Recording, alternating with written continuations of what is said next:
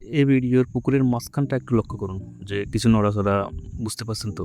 আমি যদি আপনাদেরকে একটু জুম করেই দেখাই যে এখানে সাদা সাদা যে জিনিসগুলো দেখা যাচ্ছে এগুলাকে বলা হয় সেপ্লি মাছ। আপনারা তো আমাদের অনেকগুলো দেখতেছেন, আমরা পরীক্ষামূলক সাবজেক্ট রিসার্চ করছি এবং সফল হয়েছি, কিন্তু সেপ্লি মাছে কখনো ভিডিও দেখেন নাই। এটা হলো আমাদের সেপ্লি। এই মাছগুলো সাপিলারই অন্যতম একটা ভার্সন। এই মাছগুলো মূলত বিলুপ্ত প্রজাতির মাছ।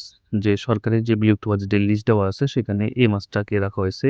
আগে একসময় প্রচুর খাল বিল নদীতে পাওয়া যেত, কিন্তু অতিরিক্ত কীটনাশক ব্যবহারের কারণে এই মাছগুলো এখন খাল বিল নদীতে পাওয়া যায় না।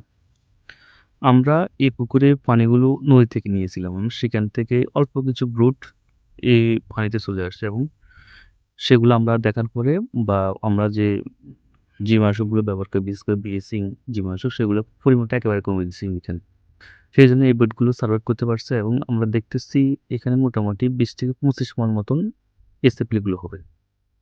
যেখানে এই সেপ্লি মাছগুলো বিলুপ্ত প্রজাতির মাছ, যে সরকারি তালিকায় বিলুপ্ত প্রজাতির মাছের মধ্যে আছে, সেখানে আমরা একটা 3 পুকুরে 20 থেকে 25 মতো সেটা উৎপাদন করে পারছি। বলতে গেলে যে সেপ্লি বিলুপ্ত প্রজাতির মাছটা আমরা বাণিজ্যিকভাবে চাষ করে আপনাদেরকে সরাসরি দেখাচ্ছি যে বাংলাদেশের মিঠা পানির 263 প্রজাতির মাছ বিলুপ্ত হয়েছে। সেই মাছগুলোকে অলরেডি আমরা মনে ফিরিয়ে আনতে পারবো এবং এটাকে বাণিজ্যিক করা যাবে। এই সেপ্টি মাছের ব্রুডগুলো আমরা সংগ্রহ করবো এবং বেশ কিছু পুকুরে এটা পরীক্ষামূলক দিয়ে রাখবো এবং সেখান থেকে আউটপুট ডাটা নিয়ে আপনাকে দেবো। সেপ্টি মাছটা মূলত সাপিলার অন্য একটা প্রজাতি। সাপিলার দেখতে স্যাপটা লম্বা এবং যে সাদা রঙের, জাস্ট ইলিশের মিনি ভার্সন হলো সাপিলা। সেপ্লিগুলো লম্বাতে সাপিলারই মতন, কিন্তু যে সাধারণত আমাদের এখানে যে কাসকি এবং মুলিয়া মাছ পাওয়া যায় তারই আর একটু আপডেট ভার্সন। এবং আপনারা যদি ইন্টারনেটে আপনার মলিয়া মাছ সেপ্লি মাছ লিখে আপনারা সার্চ দেন, সেই মাছগুলো ছবি দেখতে পারবেন। আমরা এই সেপ্লি মাছ বিলুপ্ত প্রজাতির মাছটাকে মোটামুটি পুকুরে যে চাষ করে এবং যে পরীক্ষামূলকভাবে চাষ করে সফলতা দেখিয়েছি। আমাদের এখানে যে নদীটা পাওয়া যায় সেখানে মাঝে মাঝে বেশ কিছু রেয়ার প্রজাতির মাছ পাওয়া যায়।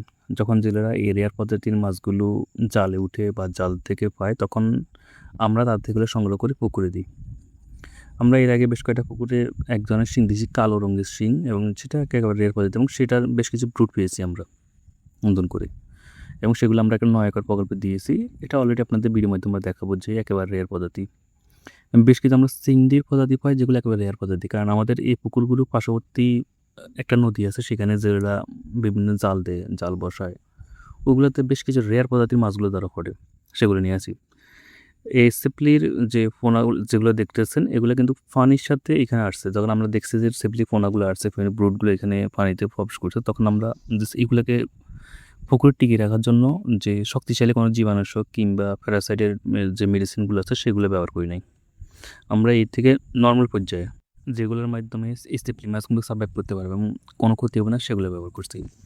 সাধারণত বাণিজ্যিক পুকুরে আপনি যখন এই রেয়ার প্রজাতির মাছগুলো চাষ করবেন, যেগুলো খালে বিলে পাওয়া যায়, সেগুলো যে আপনি যে জীবাণুনাশক বা প্যারাসাইট কিংবা অন্য কোনো মেডিসিন অতিরিক্ত ব্যবহার করেন, সেগুলো নষ্ট হয়ে যাবে।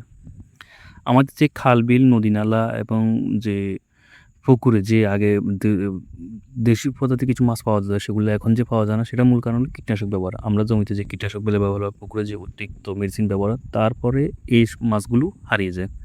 কারণ এই মাছগুলো খুবই সুস্বাদু এবং এদের যে শারীরিক গঠন সেটার সাথে এই কীটনাশকগুলো সহ্য হয় না, এবং সেই জন্য এই মাছগুলো একেবারে বিলুপ্ত হয়ে গেছে।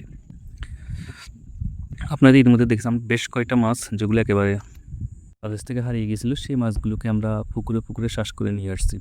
এই সিরিজের মাধ্যমে আমরা মোটামুটি যে একটা আমাদের আশা আছে 5, 10, 15, 20 বছর পর্যন্ত বাংলাদেশে হারিয়ে যাওয়া 263 প্রজাতির মাছগুলোকে নিয়ে ফিরিয়ে আনবো এবং সেগুলোকে বাণিজ্যিক চাষ করে আপনাদের দেখাবো। সবাইকে ধন্যবাদ।